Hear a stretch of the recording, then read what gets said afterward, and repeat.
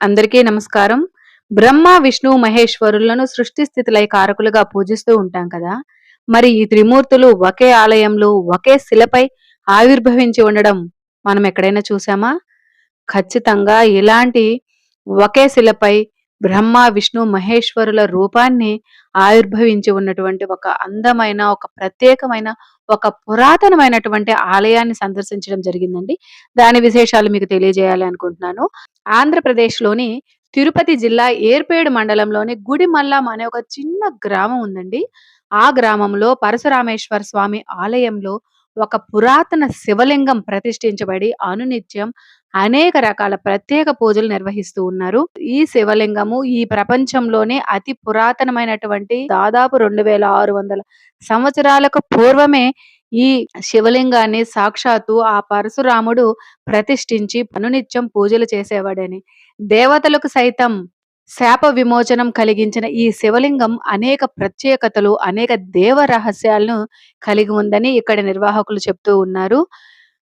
ఈ ఆలయ ప్రాంగణంలో ఆనందవల్లీ దేవి, శ్రీ వల్లీ దేవసేన సమేత సుబ్రహ్మణ్య స్వామి, సాక్షాత్తు ఈ ప్రపంచానికి వెలుగునిచ్చే ఆ సూర్య భగవానుని ఆలయాలు కొలువై అనేక పూజలు అందుకుంటూ ఉన్నారు.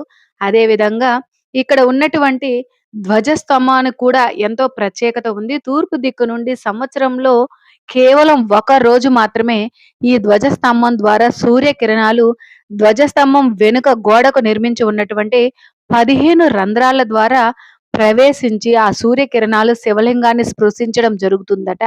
ఇంతకంటే ఇంకా అద్భుతమైనటువంటి మరొక ప్రత్యేకత కూడా ఈ ఆలయంలో ఉంది.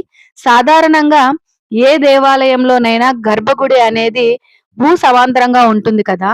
కానీ ఇక్కడి గర్భగుడి కాస్త పల్లంగా లోపలికి ఉంటుంది. ఒకప్పుడు ప్రజలు దీన్ని గుడి పల్లంగా కూడా పిలుస్తూ ఉండేవారట. కాలక్రమేణా ఇది గుడి మల్లంగా మారింది. ఇక్కడ ఉన్నటువంటి గర్భగుడి సమాంతరం కంటే కాస్త లోపలికి పల్లంగా ఉండడం వల్ల 60 సంవత్సరాలకు ఒకసారి మాత్రమే కాశీ నుండి కాళహస్తి మీదుగా భూగర్భ మార్గంలో సాక్షాత్తు ఆ నదీ జలాలు, ఆ గంగా నదీ జలాలు వచ్చి శివలింగాన్ని అభిషేకించి మరలా అంతర్ధానమైపోవడం ఇచ్చటి స్థల పురాణం యొక్క గొప్ప ప్రత్యేకతగా ఇక్కడ నిర్వాహకులు చెప్తూ ఉన్నారు.